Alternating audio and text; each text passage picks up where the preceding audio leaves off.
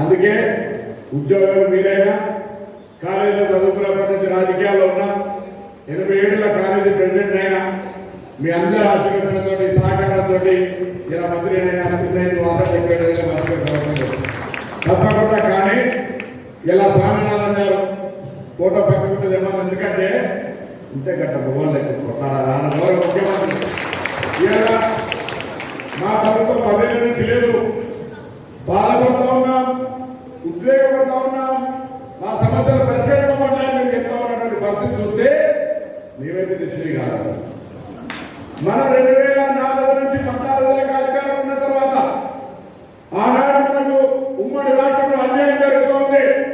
మన పిల్లలకు ఉద్యోగాలు వస్తలేవు, మనకు నీళ్ళు వస్తలేవు, మనకు నిధులు వస్తలేవు. కొట్టాడి కొద్ది కొట్టాడితే 2014 అధికారంలోకి వచ్చిన తర్వాత శ్రీనివాసరెడ్డి గారు మైక్ ముందర గొంతెత్తి మాట్లాడే విధంగా స్వేచ్ఛను కోల్పోయినా లేదా కొందరికి ఆత్మహత్య